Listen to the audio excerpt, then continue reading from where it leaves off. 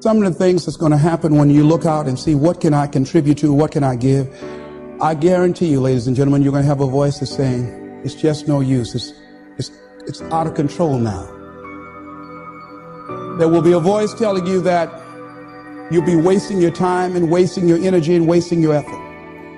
I say, don't listen to it. Listen to that still small voice that says, I can do something, and I ought to do it.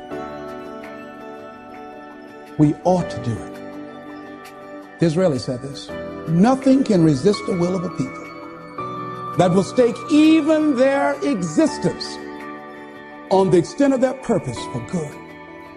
I strongly believe that as we begin to look toward the future, and that as each day we get up in the morning, and be it that you're going to give to make the environment safer for everybody on the planet, be it that you're going to do things to help the sick or the physically disabled or recovering crack cocaine addicts, be it that you want to help and contribute to youth or do something for the homeless, whatever you want to do, if you get up in the morning out of a sense of ordinance and decide that I am an opening for the universe, that life can work through and use me as a channel and as an instrument for change, and each day we get up, we make it our personal business to make a difference in those areas that we're concerned about.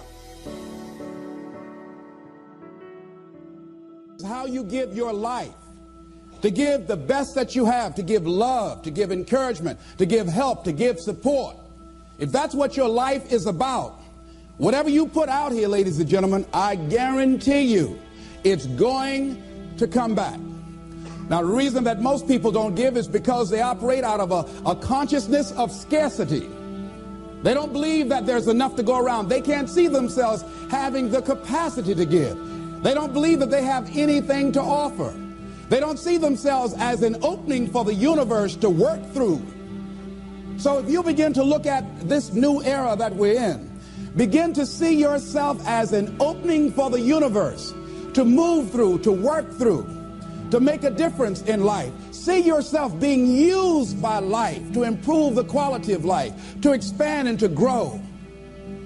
Most people have a very limited view of themselves and a very limited view of the universe, do not see their relationship to the universe, and cannot see how energy and things can flow through them. I love Gibran and the prophet.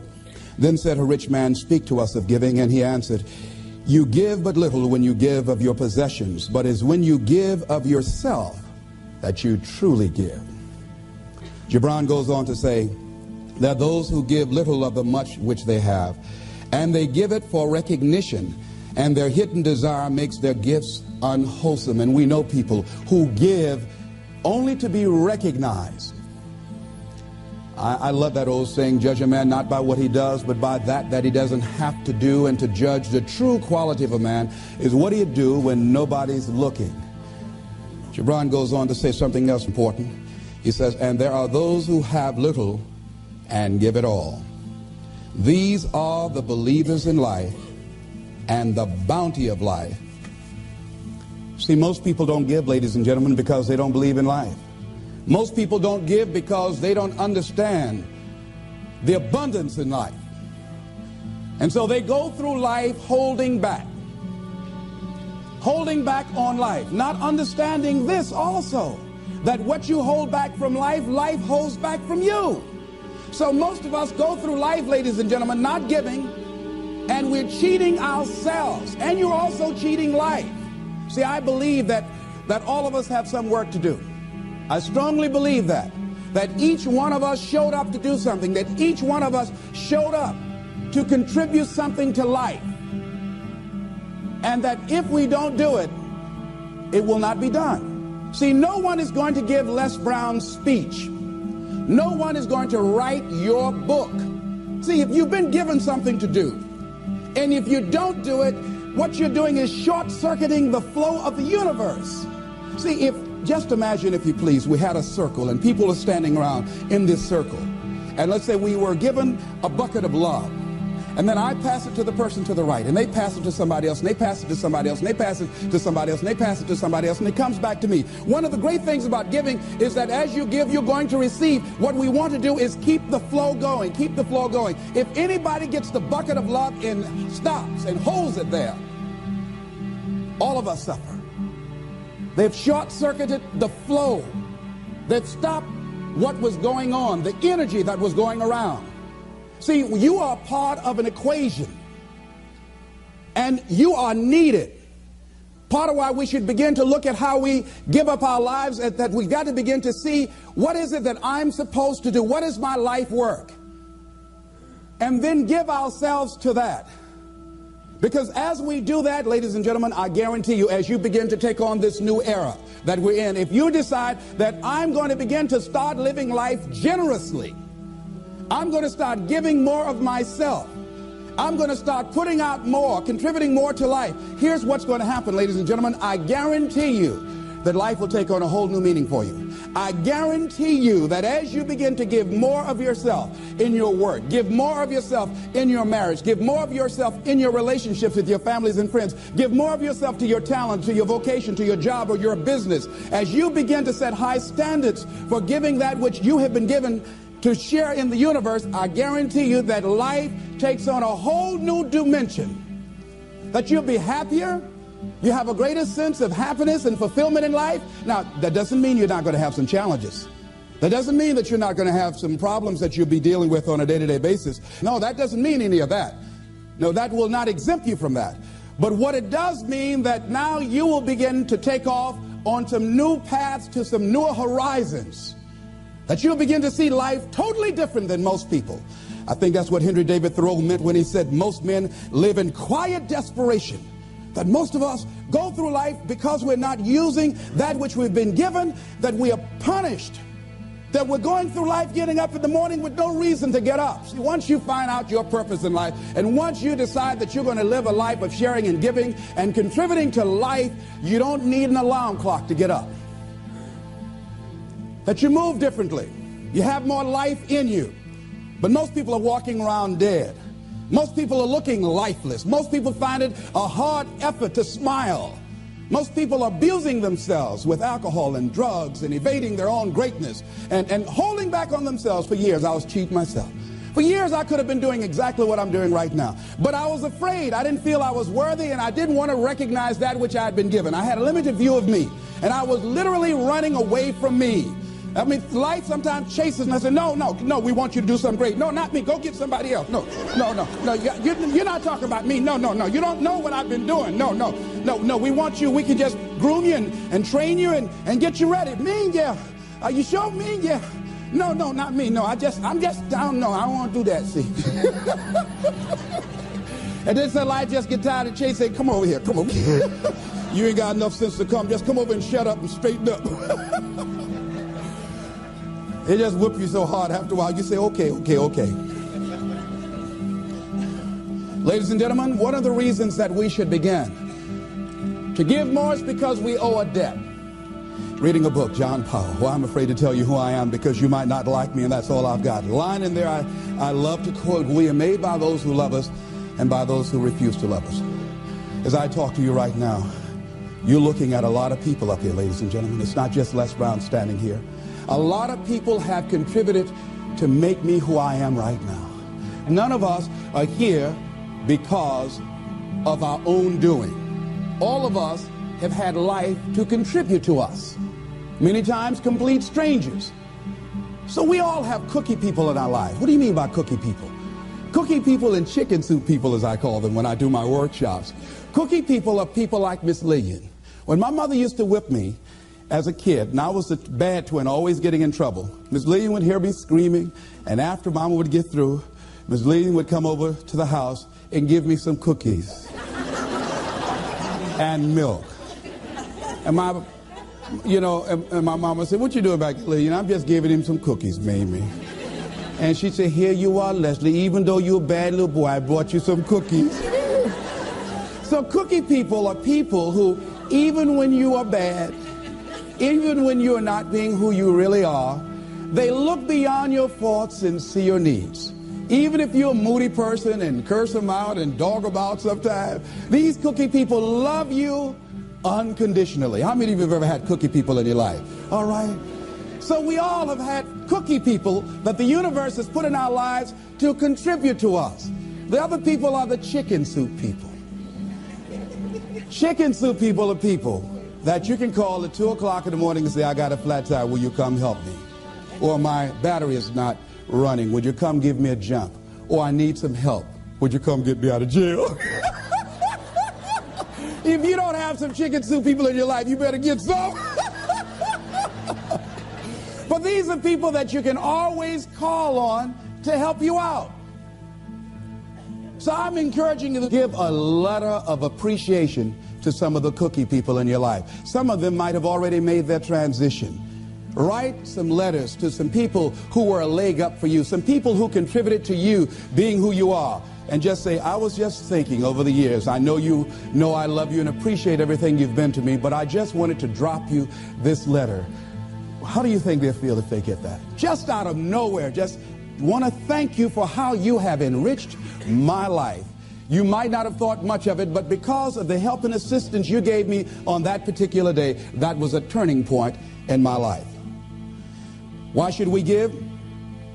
Well, giving creates a vacuum. And as we know, nature abhors a vacuum. See, when you give, you create a vacuum, you are now in a position to receive. See, if I have my arms closed, holding on to everything I've got, nothing is available to come in. But if I'm open, if I've created a vacuum there, by giving and keeping the flow going, the stuff in the universe is going to come back to me, ladies and gentlemen. It's going to come back. Whatever you give, whenever I go into a room and give a speech to inspire people, to help them to develop their greatness, if you get 10% of what I get, because as Bach says, we teach that which we need most. I'm not wearing any crown. I need it as much as I'm sharing it. I'm still growing. I'm still unfolding. I'm still seeking to discover my greatness. And if you get 10% of what I get when I walk out of here, see, there will be a different man walking out of here than who came in here. And as I give, the more I give to you, the more I get.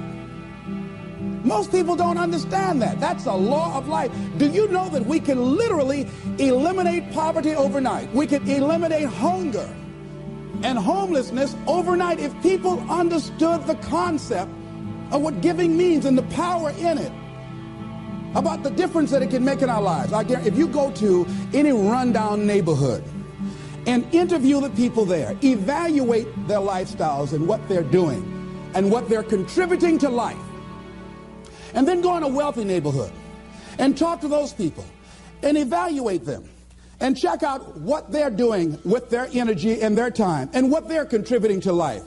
Here's what you're going to discover, what Earl Nightingale said. He said, our success in life is directly related to the quantity and the quality of the service that we give. I guarantee you that you will find that people who have more, people that are living the abundant life, are the contributors to life, ladies and gentlemen. They are the people that are giving more. And the people who are operating out of scarcity and poverty consciousness, these are the people that are down and out. These are the people that are complaining. These are the people that are blaming the world and everybody for where they are. But if they took that same energy and begin to invest and give something back to life. I was in New Jersey, and I had to give a political presentation to a group there that were trying to organize a community to begin to revitalize that particular community. And a guy was telling me very proudly as we were walking through a housing project, he said, the city is about to give $55 million to renovate these housing projects. I said, what a waste. He said, why would you say that? I said, let me ask you something. And the person that was standing next to him, I said, do you live in this building here? He said, yes. I said, how many families live here? He said, 6 families. I said, we walked in the door and we can smell the stench of urine. Does it take a genius to go down to the store and perhaps sacrifice buying 3 packs of cigarettes and buy some Tide of soap and water and come back here and wash this stench out of here? Does it take a genius to get a can of paint and paint over the graffiti and repair the mailbox? Does it take a genius for that? I say to you, you pour the money in these housing projects and you don't change the people that are living in the projects, before you are completed, they'll be right back to where they were before.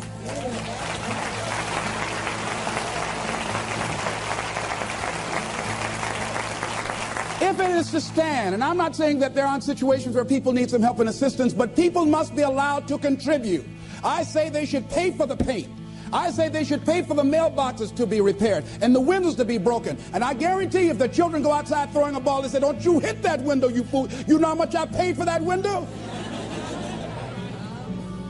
Makes a difference. People need to be given the opportunity to contribute and invest in life. And then life is appreciated. But if we just give, and you don't want to just give, you want to give to people who are out there struggling and making it and trying to make impact on the universe. I'd rather give to a man who's already doing it than somebody over here doing nothing and try and go over there. Man, why don't you get up and do something? Hey, listen, if you have to go over there and get them up, you have to do that for the rest of your life. So do it with those who are doing it.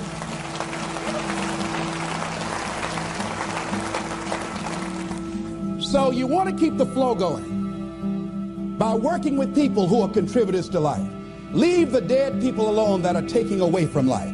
There's a scripture, when I heard it, I couldn't understand it. I say, how cold? He that hath shall get, and he that hath not, even that he has shall be taken away. I said, now that's not fair. Ladies and gentlemen, that is fair. He that hath what becomes the key?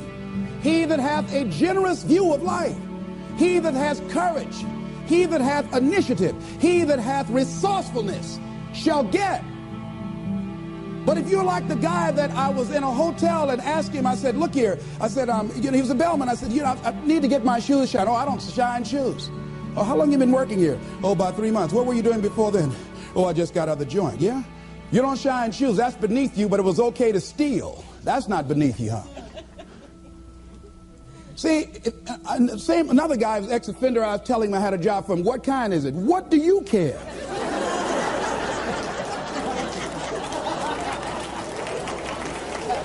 Making an honest living, not worried about somebody knocking on your door in the middle of the night. If it's cleaning toilets, you ought to be happy.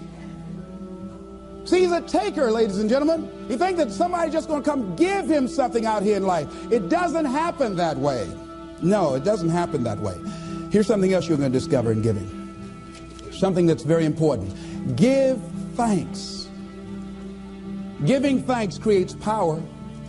Give thanks for your house. Give thanks for your apartment, for your car, for your family, for your health, for your relationships, for what you have. When we focus on something, it expands. When you're giving thanks, when you're showing a spirit of gratitude for what I got, not that you're satisfied with it, but you're grateful for what you got. Whatever you focus on, that's what you're going to continue to multiply and expand in your life. But if you focus on what you don't have, if all you can do is point out the negative things in your life, whatever you focus on, you're going to expand that. Some people, all they can do is complain. That's all they can do. They can't find anything to say good about life and about anybody else. Every time they open their mouths, that's what their minds are consumed with, and that's all they're producing in their lives. And these are people that you don't want to be around. Develop a spirit of gratitude. I'm thankful for life. I'm thankful to be an American. I'm thankful to be on this part of the planet. I'm thankful to see another day. No, things aren't what I want them to be. No, I don't have all the things I want to have. But I'm thankful that I'm still here. I have another opportunity, another day to live, another chance to contribute, another chance to make a difference in life. So begin to give thanks for what you have. Whatever you focus on. Remember now, you want to become aligned with the universe. If you have scarcity in your life, it's because you have a consciousness of scarcity. As you begin to become thankful for what you have, for the abundance that you now know is coming your way, that you're attracting to you, for the good relationship that is coming your way right now, it will begin to create incredible opportunities for you to begin to improve your life and the quality of life of people around you. Giving is also, ladies and gentlemen, forgiving. Give forgiveness. Many of us do not realize that we cannot grow, that we are blocking ourselves, we are blocking our good in the universe. We're literally standing in the way of the flow of what life has to us because we haven't learned how to forgive. We haven't learned how to let things go so we can get on with our lives. When we forgive, ladies and gentlemen, it's not for the other person. Oh no, it's for you. It's not for them, not because they deserved it or they earned it. You're forgiving other people. First of all, you've got to forgive yourself. But when you forgive other people, it is mentally and spiritually healthy to forgive. To let that luggage go, as Paul said, forgetting those things which are behind, reaching forth unto those things which are before. Oh, we hear it, but it's hard to do. It's hard. What you have is enough. Whatever you have to give. And the more you give, the more you realize you have to give. And we all have to. There are people who made the supreme sacrifice for us to enjoy freedoms that we take for granted. Oh, none of us can feel that we have nothing to give back. Next thing is, giving empowers you. It makes you more powerful. See, the more you give to life, the more you're able to get from life. See, most of us go through life, ladies and gentlemen, feeling that we don't have enough to share, feeling that we will be depleted if we give of our resources because we don't see ourselves connected to the abundance of life. I feel very strongly that we can make an incredible difference in life. Phyllis Marx said, giving empowers you because taken to its ultimate, what you are really giving is love. Love is the motivating force behind the infinite supply of universal energy. Love truly makes the world go round. And as with anything circular, its going keep coming back. Phyllis is right. So as she continues to give love and hope to these people, she receives love and hope for herself and helping to begin to restructure and redesign the kind of life that she wants. We all have had experiences in our lives that if we permit these experiences to do so, we will allow them to weigh us down. If we permit them to do so, they will be luggage that will be dragging through life, holding us down, stifling our potential to give and to contribute in life. If we continue to carry all of these things, we can never be open to the love and the abundance and the opportunity that life has to offer us because we are so full with what we've got. I'm thinking about an exhibition that was held in Africa where they were trying to catch some monkeys that were a very rare species. And because they were so fast, so agile, and very fragile, they did not want to harm them in catching them. They did not want to hurt them physically. So what they did in order to catch them, they found that these monkeys were very fond of a certain kind of nut that grew in that particular area of Africa. And what they did was that they put these nuts inside of bottles and put a rope on the bottle and held the rope from a distance. And so the monkeys would come and, being curious, see the nuts inside the bottle, would reach in and pick the nuts up. Now, what happened was that they couldn't pull their hands out with the nuts still in the bottle.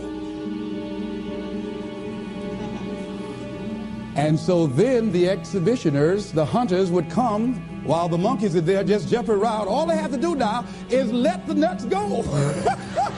That's all they got to do is they're just dancing all around. All they have to do is let it go, and they can be free and run. They hold it on to the nuts, and the people come and catch them. And a lot of us, that life is kicking our butt, and all we have to do, is let it go.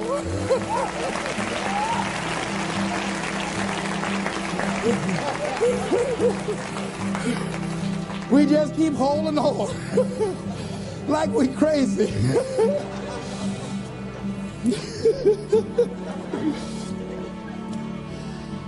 Ladies and gentlemen, giving creates energy in ourselves and in others. Have you ever helped a blind person go across the street? Or help a senior citizen? Or give somebody some help? Just held the door for somebody, an elevator? I mean, don't you have a good feeling inside like, I done good? How many of you get a good feeling inside when you do something good for somebody? See, we're really giving to ourselves. See, that's really the law. When you are giving to yourself. That's who you're giving to. So you want to give yourself some good gifts. There's a principle underlying the concept of giving. The energy flowing through us as we do, that love generates abundance in our lives, and we are able to reap so much from life as a result of our giving. How are you giving up your life? Do you know to the degree that you are giving to that degree determines how much you enjoy life, how meaningful your life is. There are things, ladies and gentlemen, I used to do I can't do now. That is unbecoming for the role that I have selected with where I am in my life and what I want to contribute to life. It is inconsistent. I can't do it. Even if I desire to do it, I can't do it. No, because it doesn't fit, because of my vision of myself and the contribution that I want to make to life. Because it's not enough to give the message, you must also be the message.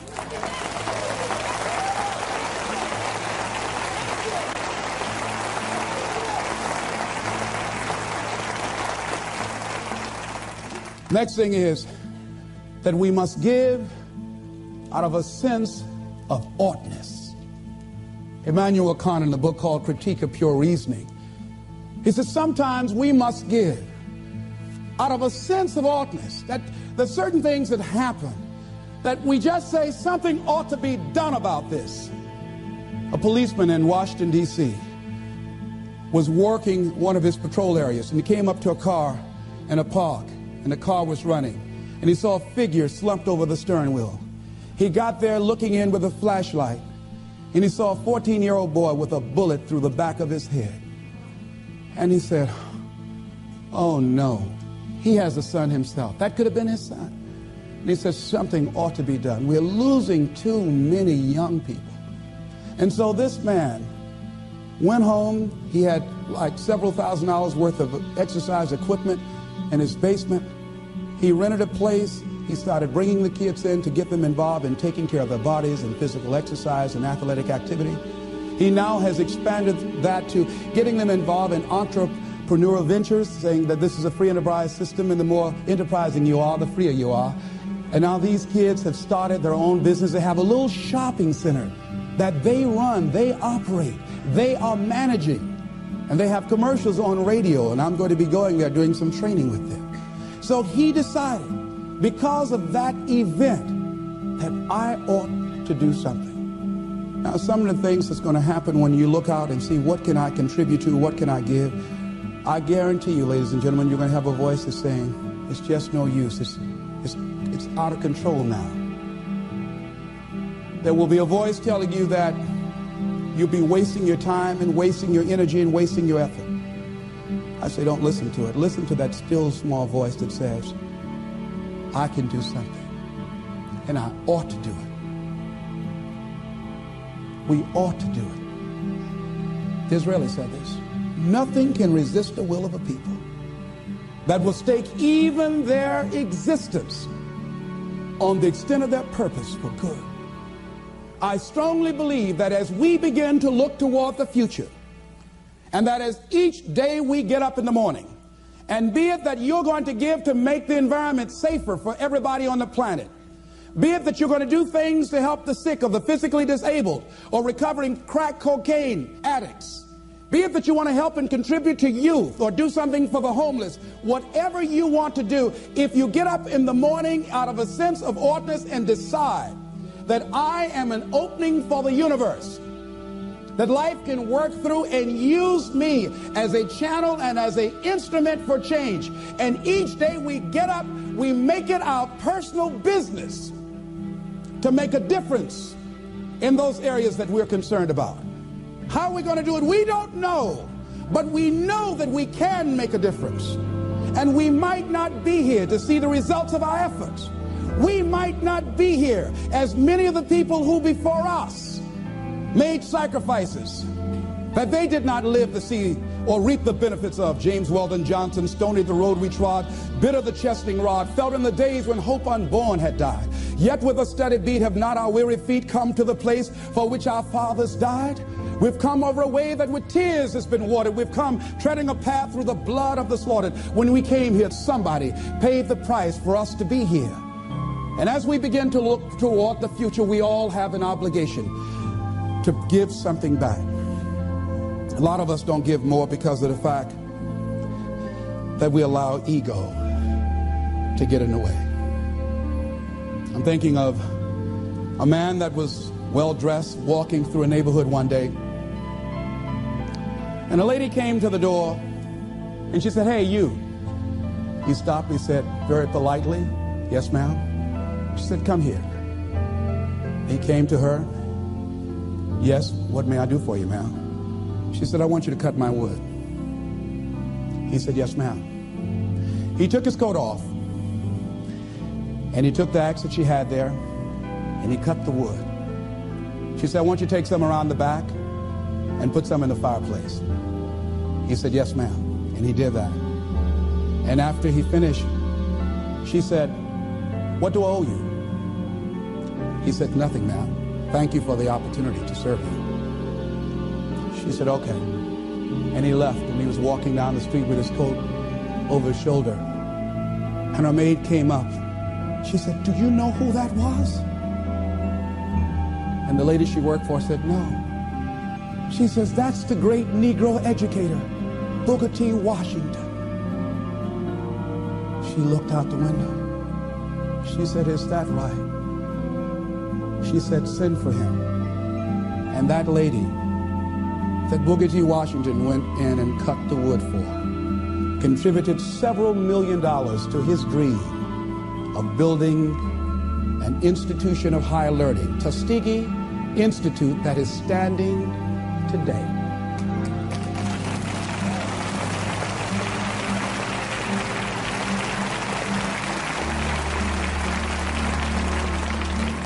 What if he had said,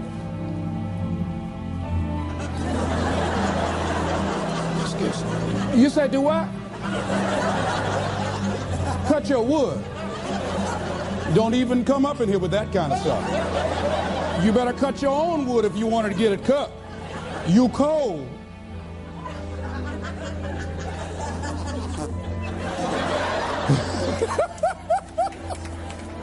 He didn't allow his ego to get in the way. He gave what he had. He contributed. How much have we denied ourselves? How much have we blocked ourselves because we allow that little ego to get in the way, to prevent us from giving and serving, which is the essence of life. Which is the essence of life. It's about service. And so I say, as you look out on the future, decide that you are going to allow your life to be a life of service. Decide that you are going to give more than you have ever given before. Decide that each day that you are given life, that you're going to make a difference with your life, that you're going to make a statement with your life, that once again, as opposed to sitting back feeling like a victim, that you're going to see yourself as a channel, as an opening for the universe to work through. And that you'll say to life, "Use me. Oh, use me. I got more to give. Use me." Repeat after me. I want life to use me. I want to give more. Share more. Be an expression of love. Be an instrument of hope. To impact our youth. To recreate their future. I'm grateful for life. I'm grateful for being here. I'm grateful to be able to serve. This is Mrs. Mamie Brown's baby boy, Leslie Calvin Brown, saying, "It's been a plum-pleasing pleasure as well as a privilege." Thank y'all here. Thank you.